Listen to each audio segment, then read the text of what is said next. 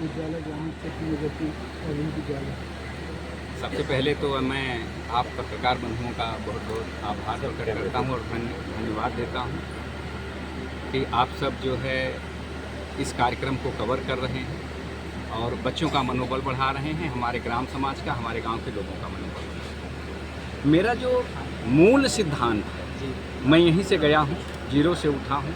शिक्षा आज समाज की सबसे मूल ज़रूरत है, सबसे आधार की ज़रूरत है और मैं ये देख रहा हूँ कि मेरा से क्षेत्र जो है अभी शिक्षा के मामले में सबसे पीछे है। इसलिए मैंने अपने क्षेत्र के बच्चों को शिक्षित करने के लिए ये बेड़ा उठाया है और मेरा सिर्फ ये सिद्धांत है। एक तो मैं आप लोगों को क्लियर कर दूं कि मैं कोई राजनीतिक व्यक्ति नहीं हूँ, मैं बहुत सामाजिक व्यक्ति हूँ और सामाजिक कार्यकर्ता के रूप में 2 पैसे जो कमा रहा हूँ उस 2 पैसे में इन बच्चों की शिक्षा के रूप में मदद करने का एक बेड़ा उठा रहा हूँ ताकि ये शिक्षित हो सके और समाज को आगे ले चले। क्योंकि मैं आप लोगों के माध्यम से एक निवेदन ये भी करना चाहता हूँ कि कुछ लोगों का मैसेज मेरे पास आ रहा है या इस तरह का लोग एक मैसेज बना रहे हैं कि शायद ये राजनीतिक कार्यक्रम है या राजनीति का इन फ्यूचर ये प्रयोग करना चाह रहे हैं। तो मैं एक समाज सेवी व्यक्ति हूँ और सिर्फ समाज सेवा से मेरा लेना देना है और बच्चों की शिक्षा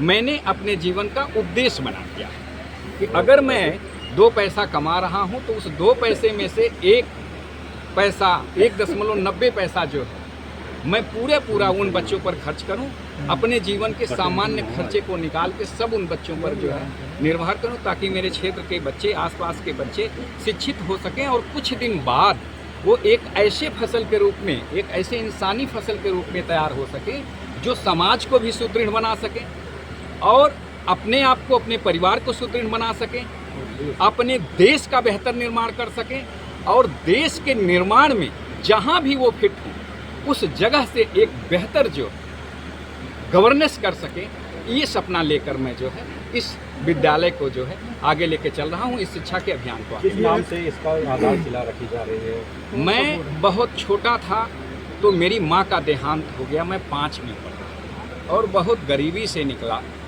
तो मैं जब उस लायक हुआ तो माँ की सेवा नहीं कर पाया।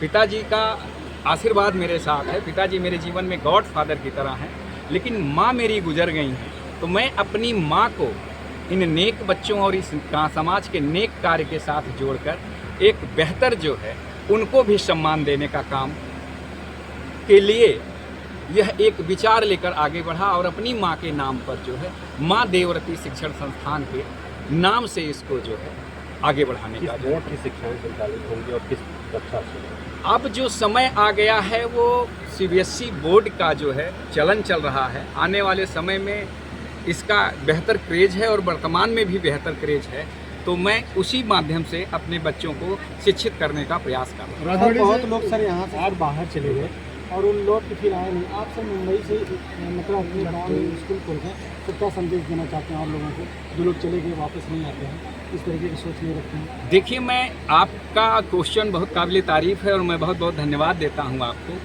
जो लोग अपने लिए, अपने बच्चों के लिए, अपने जीवन के लिए कमा रहे हैं वो अपना एक बेहतर स्पेस ढूंढते हैं और जहाँ चले गए हैं शायद वह स्पेस उनके लिए बहुत बेहतर है, इसलिए वो रिटर्न नहीं आना चाहते। मैं लखनऊ जैसे शहर में रहता हूँ जहाँ 24 घंटे बिजली है, AC की सुविधा है, सारी व्यवस्थाएं हैं, हर 10 मिनट में आपको ज़रूरत जिस चीज़ की है वो आपको उपलब्ध हो जाती है।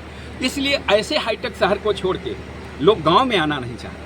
लेकिन मेरा जो विचार है, जो मेरा उद्देश्य है वो अपने ग्राम समाज के, अपने क्षेत्र के और अपने लोगों के बच्चों की शिक्षा के प्रति है। इसलिए मुझे यहाँ लगाव है और मुझे उन बच्चों से बड़ा प्यार है, अपने समाज से बड़ा प्यार है, अपने लोगों से बड़ा प्यार है। तो जहाँ आपको लगाव होता है वहाँ आपको हर चीज़ बड़ी अच्छी और खूबसूरत लगती है। इसलिए मुझे वापस आने में बड़ा आनंद है और अपने लोगों की सेवा करने में कहीं उससे भी ज़्यादा आनंद है। आज शिक्षा का व्यवसायीकरण हो गया और इस तरह से शिक्षा की उम्मीद रहती है, तो क्या आपका भी कुछ इस तरह का इशू?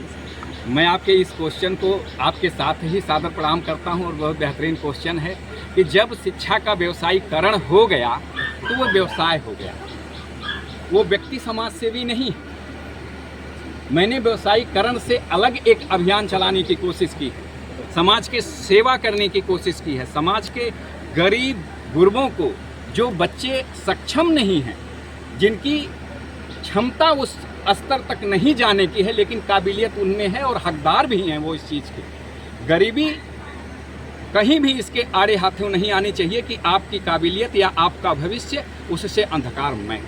ऐसे बच्चों के लिए मैं प्रयासरत हूं और आप सबका साथ और सहयोग मेरे लिए बराबर बना हुआ है। और मैं उन बच्चों को कोशिश करूंगा कि जब तक मेरी सांस में सांस है और जब तक ये सामाजिक सहयोग और विचारधारा अच्छी मेरे साथ है और मैं आगे बढ़ रहा हूं, उन बच्चों को लेके आगे बढ़ता हूं। किस सत्र से एडमिशन प्रारंभ होगा और किन बच्चों को यहाँ प्रवेश मिलेगा? क्या कंपटीशन के थ्रू? अभी तो मेरे यहाँ 400 बच्चों की लगभग कोचिंग, वो प्रॉपर जो है 30-30 मिनट के रूप में 5 घंटे की पढ़ाई जाती है। और आने वाले समय में मैं बेहतर इन समाज के बच्चों का चुनाव करके और उनका एडमिशन करा के लेके आगे चलूँगा। फिलहाल कोचिंग के समय पर ही मैंने दार्जिलिंग से और तमाम जगह से अच्छे टीचरों को बुला रखा है, जिससे कि वो कोचिंग बच्चों को बेहतर तरीके से पढ़ा रहे हैं। राजमणि जी, आप 10 साल पहले निकलते हैं, लखनऊ जाते हैं। यह प्रेरणा क्या दुर्वासा के क्षेत्र से आपको मिल रही है?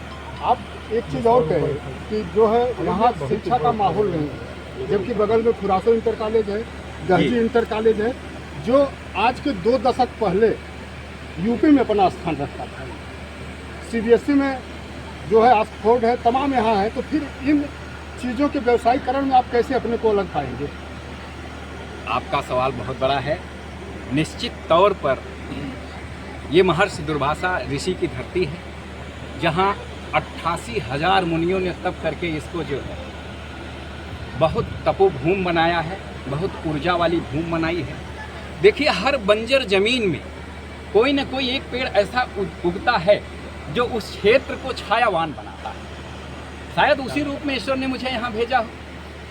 यहाँ के लोगों ने अगर मुझे पाल पोस कर खिला पिला कर इतना बड़ा किया है, तो शायद इसीलिए किया हो कि जहाँ आपका ये क्वेश्चन है कि दुर्वासा धाम के चारों तरफ इंटर कॉलेज खुरासों से मैं स्वयं शिक्षा प्राप्त किया।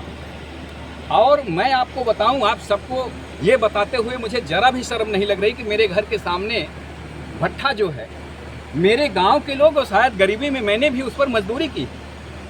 तो ये तो एक बहुत बड़ा सवाल है कि एक छोटा सा बच्चा जो अपने सर पर 4 ईंट रख कर एक छोटी सी कौड़ी लेता था 2 रुपए के लिए, आज वो इतना बड़ा अभियान चलाने के लिए आप सबके बीच खड़ा है। ये सबसे बड़ा उत्तर है उस सवाल का कि खुरासों जैसे स्कूल या बड़े बड़े स्कूल में हम जैसे बच्चों को पढ़ाकर अगर इस स्तर तक किया है, तो निश्चित इस गांव में बड़े बड़े सीबीएसई बोर्ड के स्कूल खोले जा सकते हैं, निःशुल्क खोले जा सकते हैं, और बहुत अच्छे बच्चे यहाँ से तैयार किए जा सकते हैं जो आगे चल के IAS, IPS, वैज्ञानिक, डॉक्टर्स और देश का निर्माण कर सकें। ऐसे बच्चों का जो है निर्माण यहाँ से किया जा सकता है। ठीक सर, धन्यवाद।